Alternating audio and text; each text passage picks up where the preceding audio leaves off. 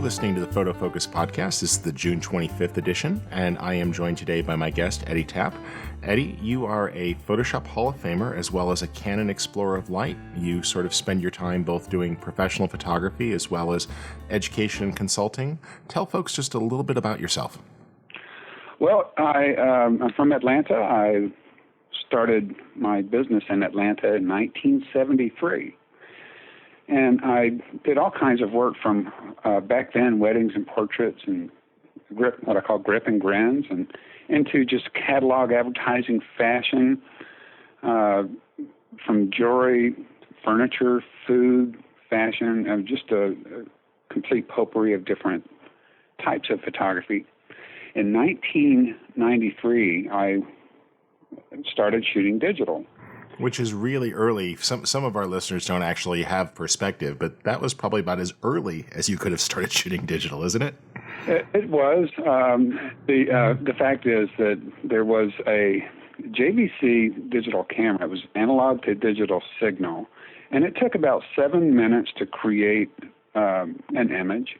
But the images were high resolution enough to where I was doing the cover for KEH camera catalog back then. I did that for about 12 or 14 years, and I converted over from shooting 4x5 film into shooting digital with that camera for about the first year or so before I went to different types of scanning cameras and eventually the 35 when those came out as well.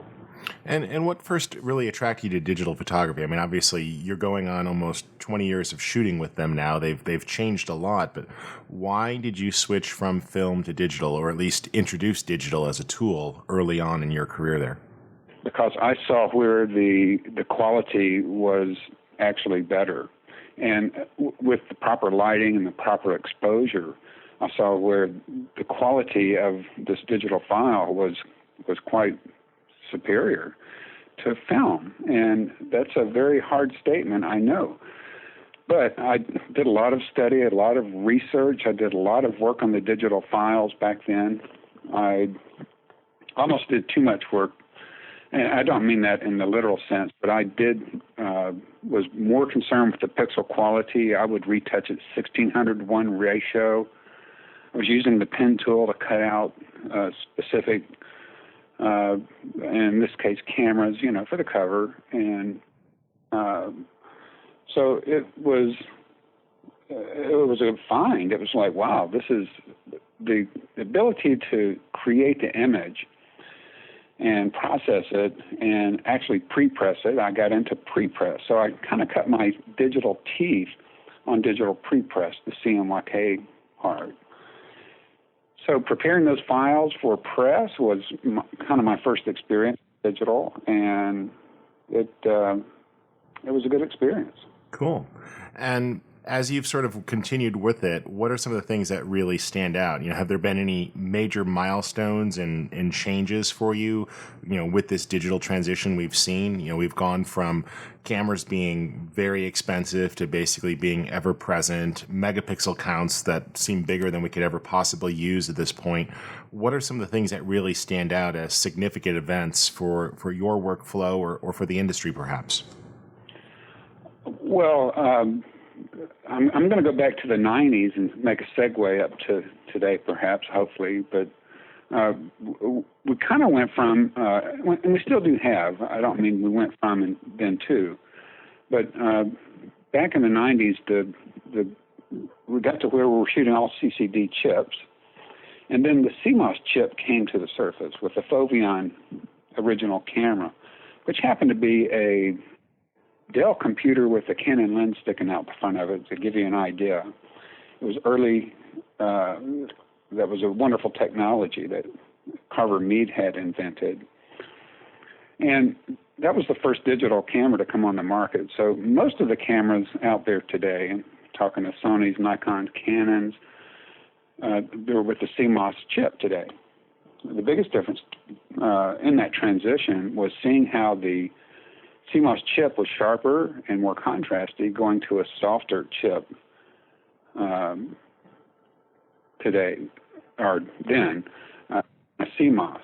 So what the other difference was, the CCD chips were much more sensitive to temperature and that sort of thing, where the CMOS was much more forgiving.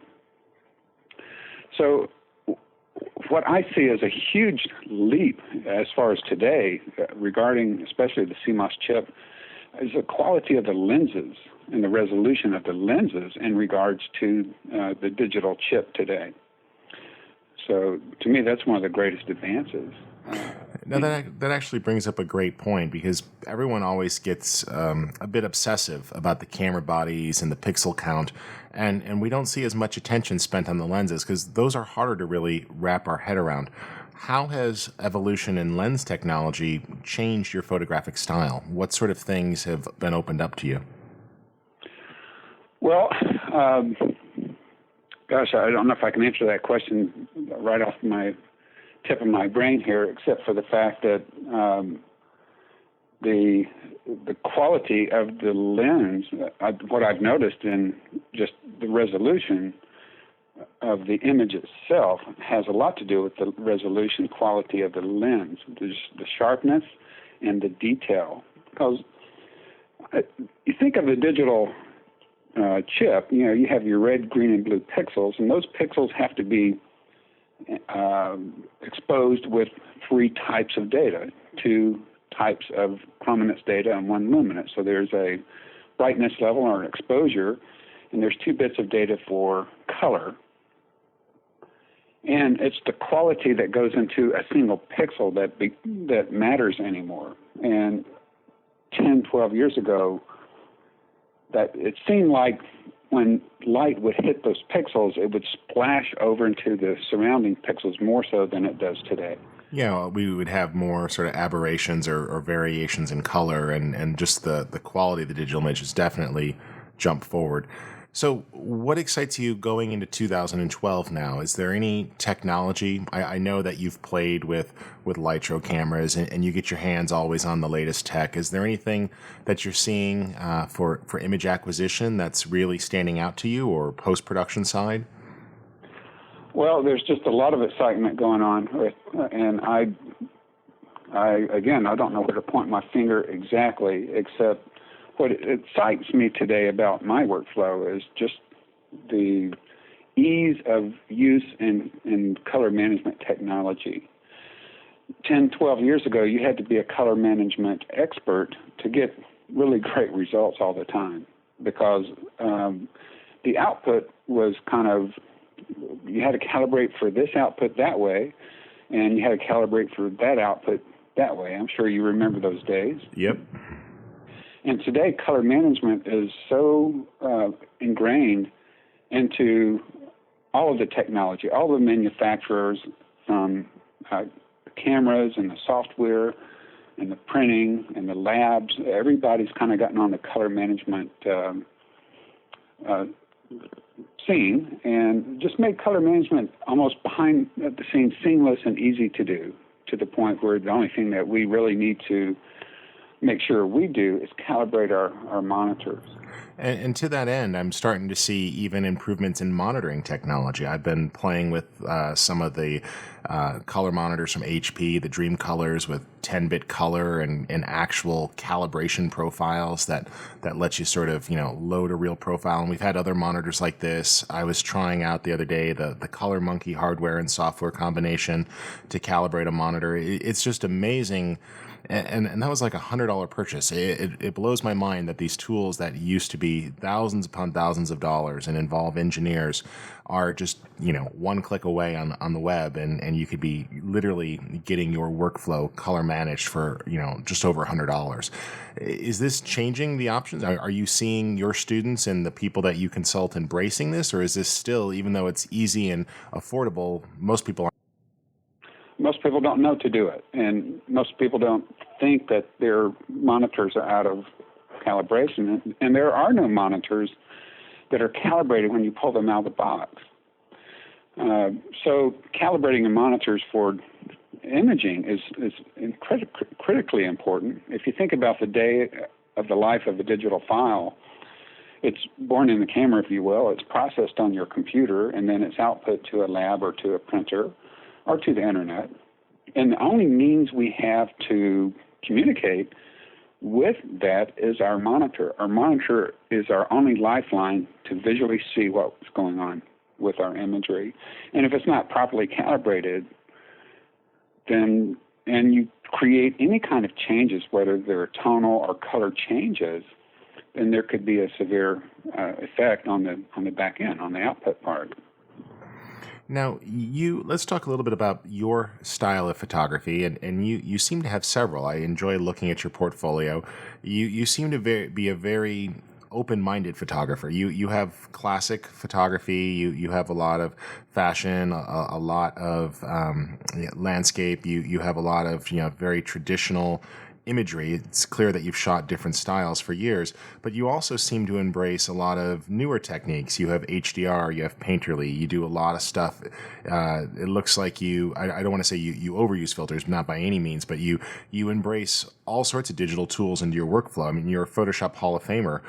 How does this all tie together? How do you decide what's going to happen in camera versus what's going to happen with post-processing? Some of the time, boy, that's a great question, and my mind's just filling up with a lot of answers, and I'm sure I won't get to them all. But any that you get out are going to help people. Most of the time, I'm trying to get the image right in the camera, and sometimes I'll see an image that I'm shooting, and I'll think, I can't wait to get to that raw file. I cannot wait to endure those shadows in the highlight region of this particular image. It just really excites me. So sometimes I know what I'm looking for, and other times I'm creating a composition, and I just feel a good composition when I create the image, and I'm not quite sure what I'm going to do with it yet until I get into the process. And once I've gone through my selects and edits and find the winning images, then I'll take a look at the creative side of what do I want to do with this image. And sometimes I just do it without thinking about it. And I'll use a filter I've never used. I'll use a process I've never used.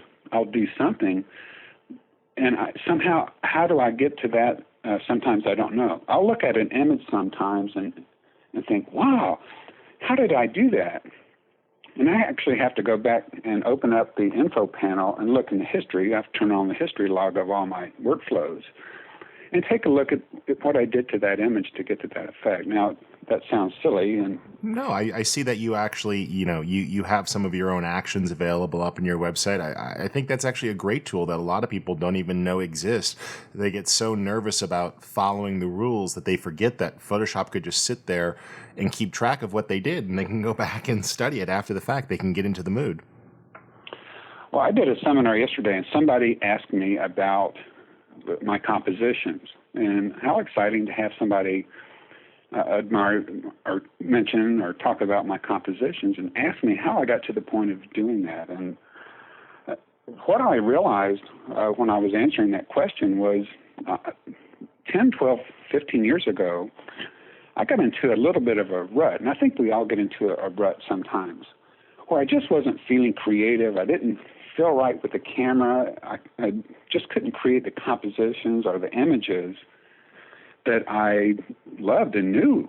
I just couldn't do that. And all of a sudden, I took a point-and-shoot camera and went out shooting and just started feeling the compositions. And the experience of that single day turned my life around. It energized me and motivated me, and that single day has lasted this long, and it's just getting better and better and better. So every time I pick up a camera, I'm looking for that light. I'm looking for that composition. And I like versatility. I love versatility. And I've always loved versatility with this profession, because early on I would be a photographer. I could go out and shoot. Then I would go in the darkroom and process the images. And the versatility of that, to me, was one of the attractive things of being a photographer. And today it truly is still that way. but I'm enjoying photography more than I ever have. I love my work more today than I ever have. So, just want to take a quick mention to thank a couple of our sponsors that let us bring the Photofocus show to you.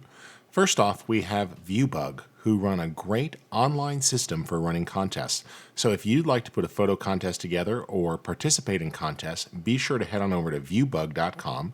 And actually, you could try their engine out by participating in the Photofocus photography contest. We got thousands of prizes from all sorts of great folks, and I highly encourage you to check that out. You can find out details over at photofocus.com. And if you are looking to expand your portfolio and start to share your work, especially if you want to sell your images or show them professionally, be sure to head on over to SmugMug and give them a shot. They've got a great system for online photo sharing and a very comprehensive way for you to manage your images online. Going to Photoshop World for 6 years has changed my life because you see all these incredible photographers and you learn from each one of them, and by golly, you're one of them too. So you learn from all these people, and you go out and try it, and it starts to get in your persona, and you just love it. And I really would point my finger there and tell you that that's probably where I've gotten my creative juices in the past decade. It's from going to Photoshop World and seeing all these experts there. I tell you the truth. Well, you bring up a good point, and I think a lot of people, and this, I'm going to speak about Photoshop World and conferences in general. I get a lot of people who ask why in this day and age, with everything being on the internet and all these tutorials and YouTube videos and podcasts, which I participate in myself too, why still go to conferences? And I think you hit on something there, which is the fact that I can go to a conference and not know what it is I'm looking for and look at different things and different speakers. And sometimes it's just the little throwaway comments, or they show something that I didn't even know was possible or know to go looking for. And it spurs something in my head. One of the things I walked away from the last Photoshop World was really focusing on getting closer to the action and shooting more abstracts. And I've been having a lot more fun moving the camera in closer and trying to get more intimate with my subjects. And you get that by studying other people's works. I really, I'm looking at your portfolio right now. I'm really enjoying, your composition is great. I also think you have a very nice use of light. You always seem to have a really good sense of where to place it or how to work with it. And I'm wondering, a lot of people struggle with that. They feel stuck in their careers. You teach seminars, you go to conferences yourself. What would you say to somebody who's just sort of feeling like they're frozen in time? The first thing I would say is start to look for the light. Now, we are born seeing light, hopefully, for those of us that can see. But light is such a delicacy in life, and it's even more delicacy when it comes to imaging. But to see light, to me, is the most wonderful feeling that you can get when you're trying to find a photograph. Now, having said that, sometimes we have to take a study on what light is and light qualities. What is a specular highlight? What is a diffused highlight? What is a diffused shadow? Those type of things. And how does what I'm seeing in light relate to a digital chip? How does the chip see that light? So almost, I would say, challenge yourself to see light more than you do today. Well, to that point, and this is something I always like about your work, is that a lot of people seem to think that if you focus on the technology, that somehow you've lost track of the art. And I encounter people who consider themselves purists and feel guilty if they do too much in post or even anything in post, that they somehow feel that everything has to happen within the camera and within the exposure, whether that be composition or the exposure. How do you approach that balance? Do you have any sort of personal lines that you feel are the right things to do when it comes to finishing your images, or when the production ends and the post-production begins? Well, I have to tell you that early in my career, I was introduced to Ansel Adams. Of course, I knew of Ansel Adams, but suddenly I became incredibly intimidated by Ansel Adams because I had received a book, a slipcover book, which I still have, of his work. And as I would look through it, as a young photographer, I would admire the quality. And then I was shocked one day. I was looking at this one image, and I could not believe the sharpness. I could not believe the detail in the shadow and in the highlight of this image. And then I noticed that image was shot in 1924. And when I noticed that and realized that I'm learning all this stuff and it's coming home to me and it's all new and I feel like I'm on top of the game, I suddenly felt intimidated that I didn't know anything. And then Ansel Adams said something that changed my career back then, and it's this. He said, half the image is created in the camera, and the other half is created in the darkroom. And when he said that, I connected completely because I was doing that and not knowing if I was doing the right thing. So today it's similar in the fact that we create images in our camera and then we process them on the computer. And I guess that's the analogy that kind of came to surface when you mentioned that. No, that's great. And I'm always amazed, I mean, through the years, my photography in camera has gotten better. I started my career in video production, and while there's a lot of similarities between video and photography, composition's slightly different, and the use of technology is different. I'm used to very different approaches in lighting and using motion, and now I'm trying to adapt some of that to my still work, and and at the same time, photography and video are colliding again, which is always interesting. But I've always found technology to be helpful, especially when it lets me capture the moment and still bring things out. So, for example, a lot of people get frustrated with HDR, or they don't understand the amount of time someone would put into getting a time-lapse shot and why they would go through all that work to get something that they couldn't even see when they were shooting. And to me, sometimes, I don't think photography is about necessarily documenting reality. Sometimes it's about freezing the moment. Sometimes it's about bringing out the subtleties or the smaller details that might get lost or an emotional feel. And when I look at a lot of your work, you have a lot of images that sort of approach almost painterly quality. And I really like that. And I'm wondering, where in your career that came from. At what point did you decide to start mixing mediums? Are you doing this with pen and tablet? Are you doing it through filtering? Is it just in a style of lighting? Where does this come from for you?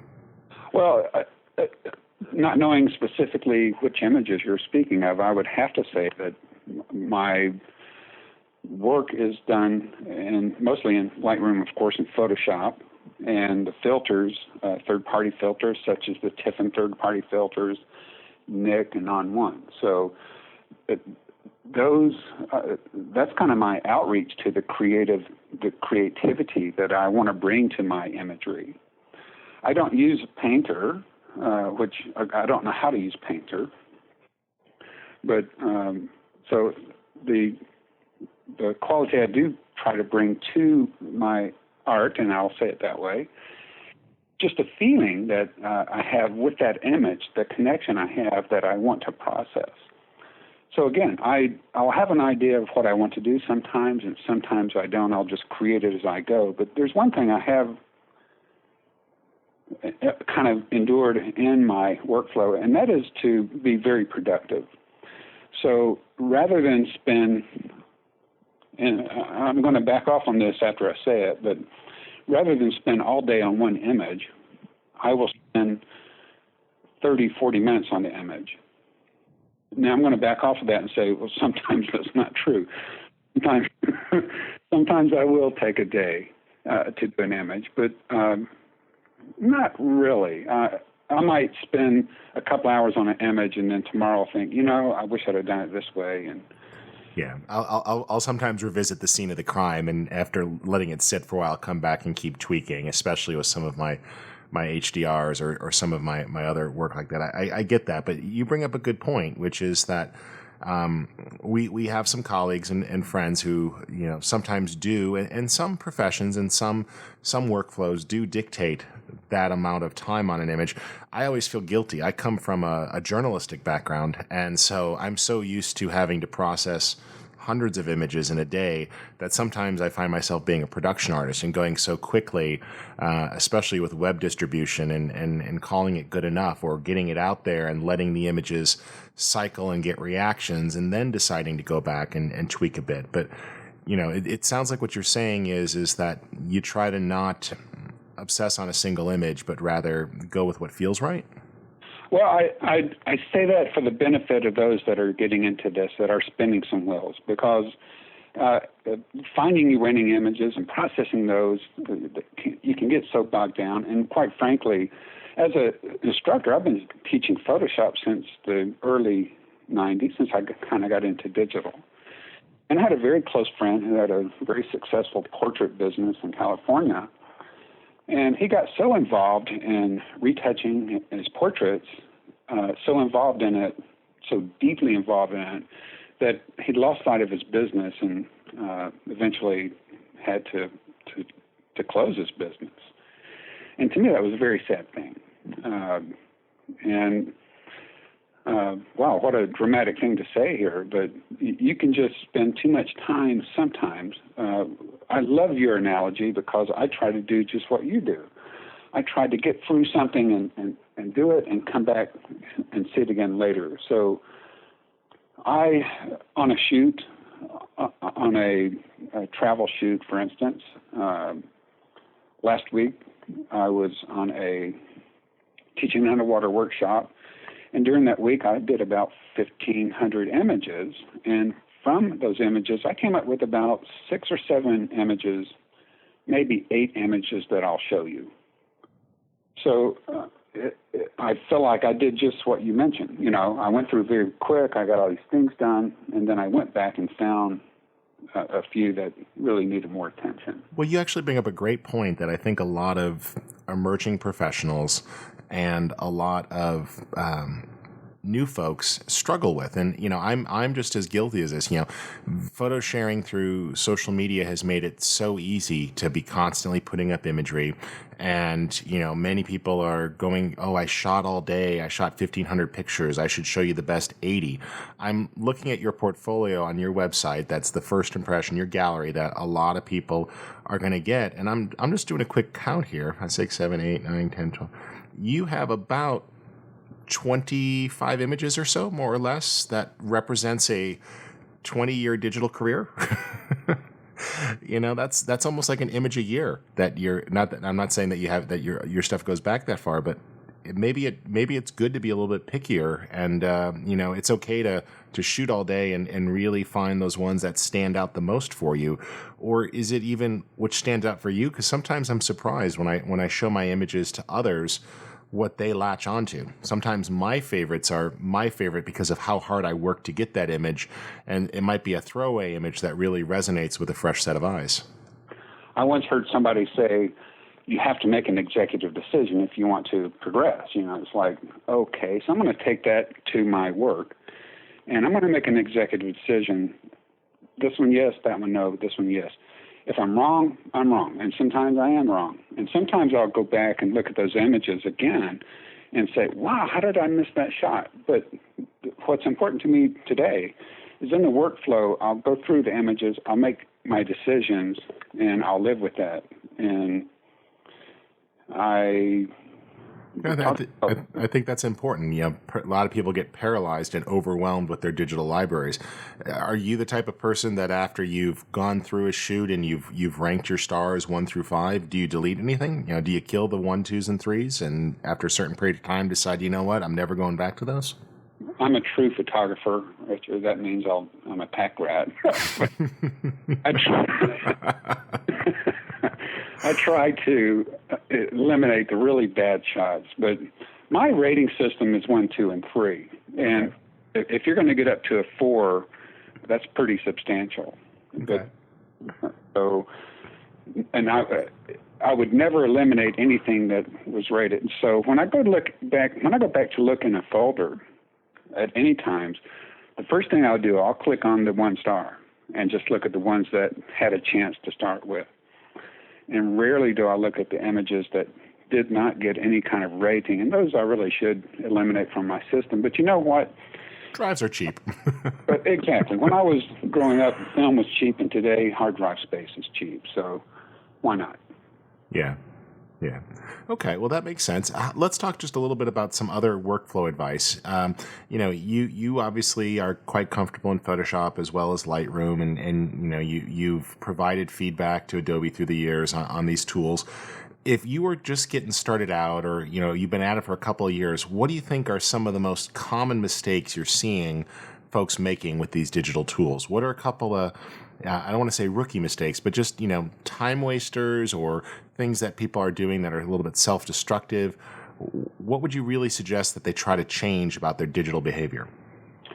Well, first of all, I see a lot of over-processing.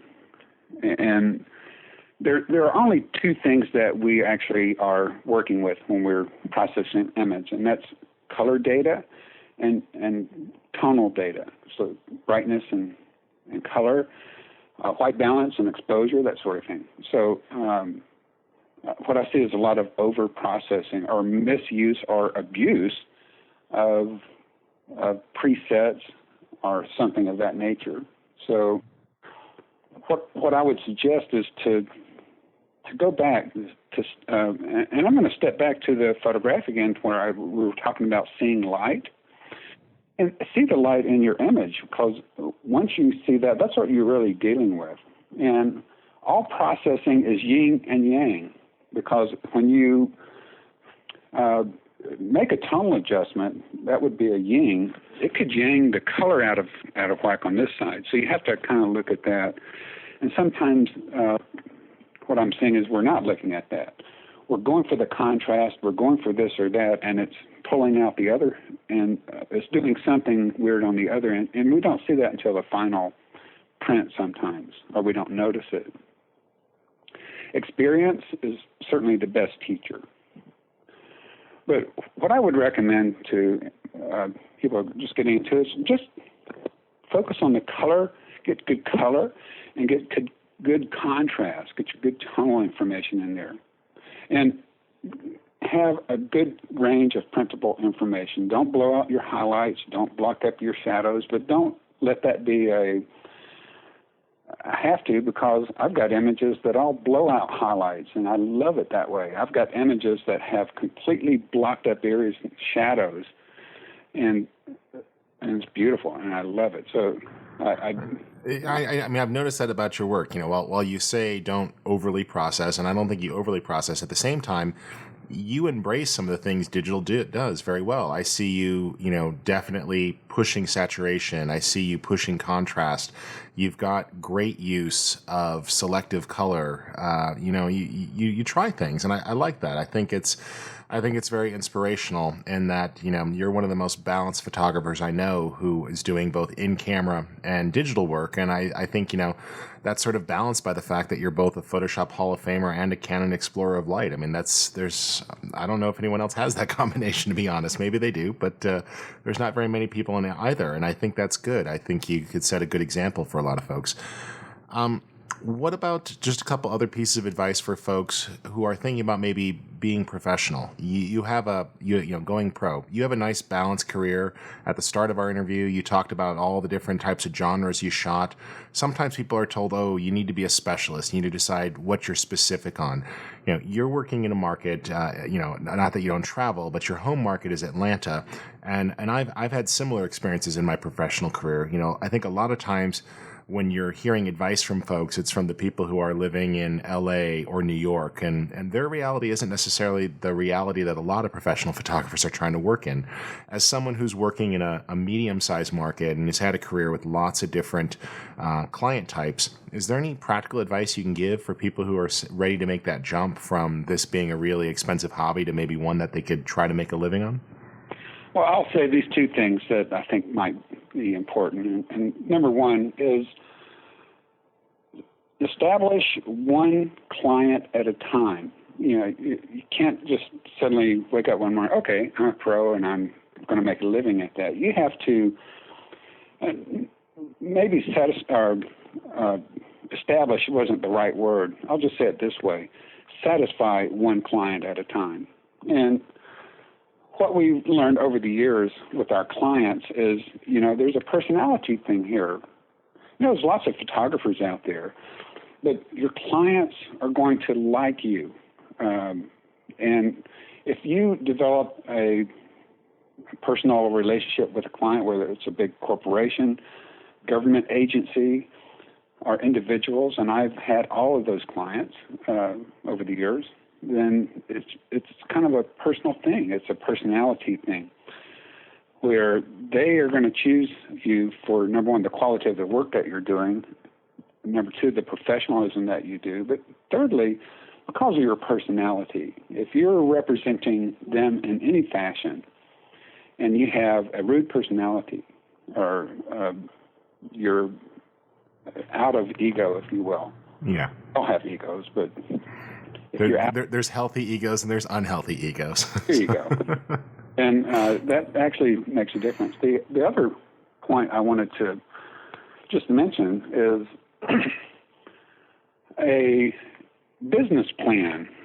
Now, I'm not your guy when it comes to business plans, but I put together one many years ago that actually worked wonders for me. And the one thing, if you want to really be a professional in this business today, you really do need to become a good business person, and you need to look at all the aspects out there that include social media, what's going on in the market, the expanse of the mediums that we're offering clients, such as photography, videos, production for web, that sort of thing. So to be specialized, there's nothing wrong with that, but all the specialized photographers I know are very diverse in what they do. And for instance, the grandest fashion photographers in the world were also wedding photographers and vice versa. Food photographers are great product photographers. A photographer that shoots catalogs and does room sets are the same photographers that can take that same analogy to a portrait session. I mean, there's a relationship between different schematics of being in business. There's so many things to do, but you do need to become good at one thing at a time and then diversify from there. Well, that makes sense. And I think you actually pointed out a nice thing that a lot of people lose track of, which is that we often come up with all these different genres and categories that, we put ourselves into. And, for example, I found once that, I did a lot of panorama and we were shooting some interiors, and I never, did much with interiors. But then I got a call from a client who wanted us to shoot panoramic images inside a hospital. So I was shooting interiors, and there was a lot of details with a lot of, not so great lighting. And suddenly I found myself combining three types of photography into one, which was panoramic images with high dynamic range, shooting interiors with, very limited control, since it was a functioning hospital that we had to move through because they wanted to produce a web tour. And it was just amazing to me how the client didn't say, oh, I want a panoramic photographer or an HDR photographer. They just said, oh, I need this. And I know you have a lot of experience working in hospitals. And it's like, okay. And then I, evaluated the scene and decided what was going to be the right approach after my site survey.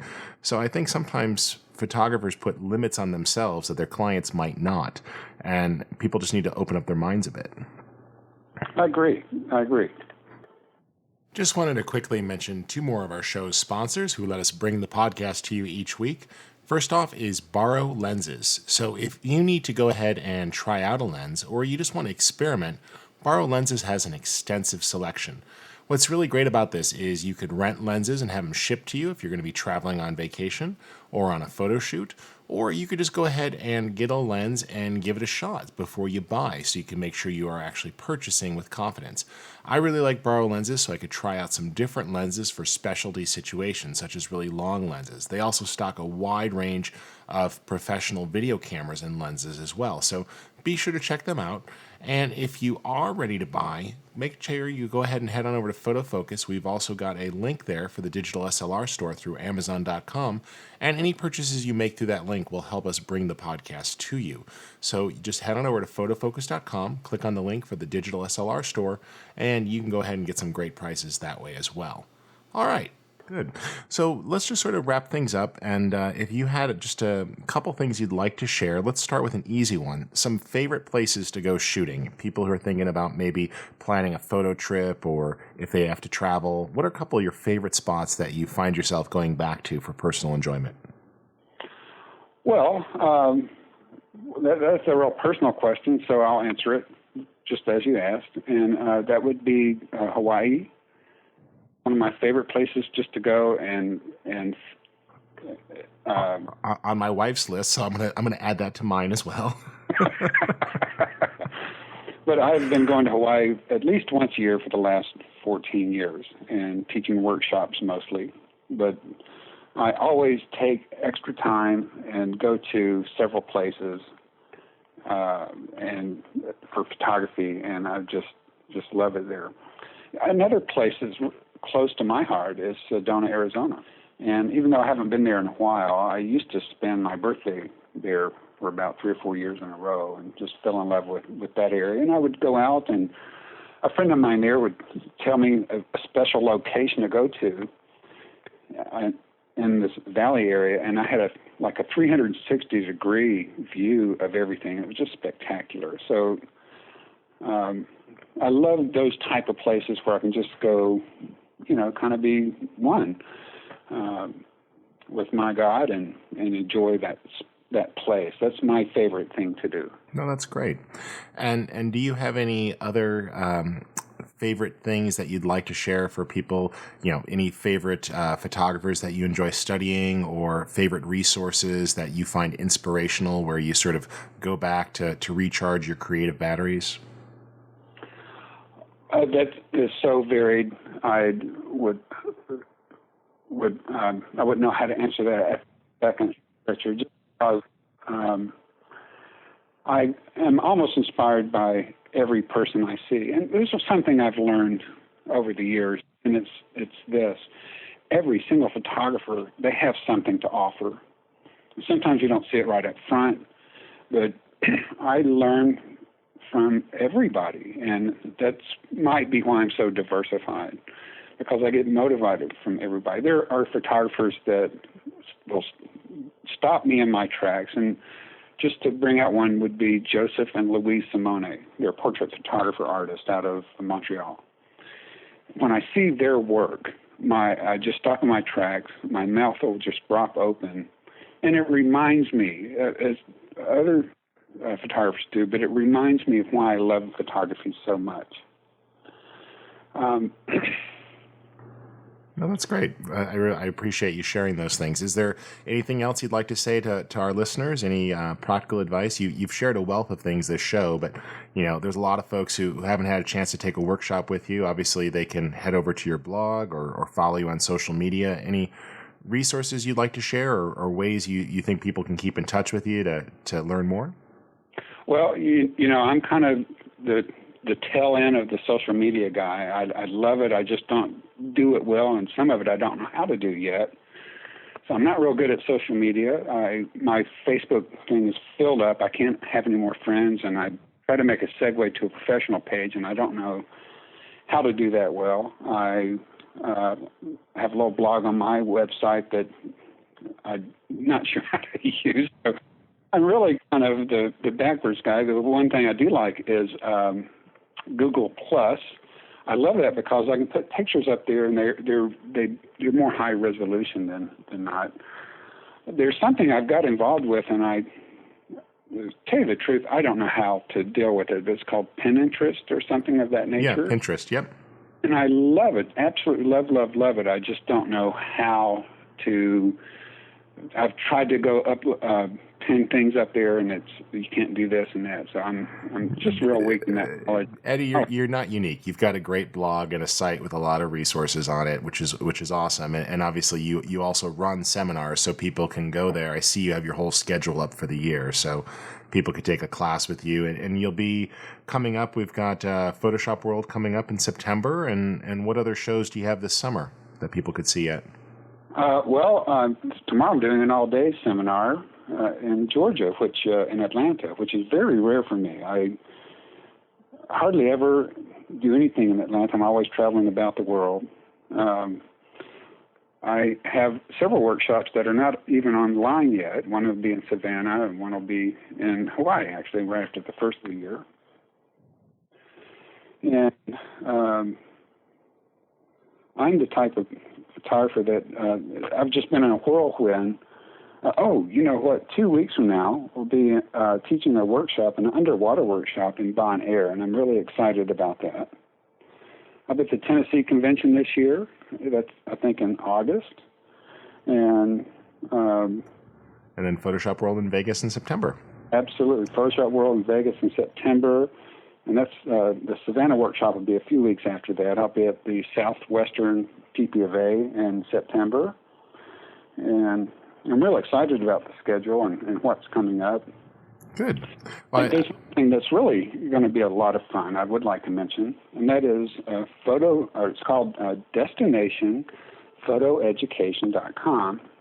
And what that is, it's a cruise that's going to take place from October 28th to November 4th, leaving out of New Jersey and going to Bermuda.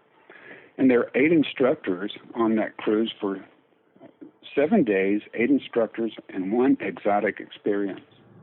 That sounds very enjoyable. And that's also a perfect time to go. I'm sure come end of October, start of November, it'd be a perfect time to get down to a tropical island as well as have it all wrapped up with an educational experience. Well, it is. Well, good. And that is a wonderful thing. There's one statement I want to share with you, Richard, and it's something that's kind of an epiphany that's happened to me recently. And it's this. It's when I see how far off I am, it's discouraging. But when I see how far I've come, it's really encouraging. And as I look at the photographer's work and become discouraged or intimidated, as I did with Angela Adams, and then look at what I was doing and how I'm doing it now, it's encouraging for me. And just that very feeling has motivated me to be very positive about my work. And because of this interview, I'm going to upload some new images to my website. Great. Yeah. Great. And people can take a look at eddietapp.com, and they could find you on Google Plus the same way, correct? Just type your name into a search. Eddie, I'd really like to thank you for joining us today on Photofocus and for sharing with our listeners. So you had a lot of good practical advice, and I really appreciate you sharing your work and your insight. Thanks again for joining us. Richard, it's an honor, my friend. Thank you very much for having me on.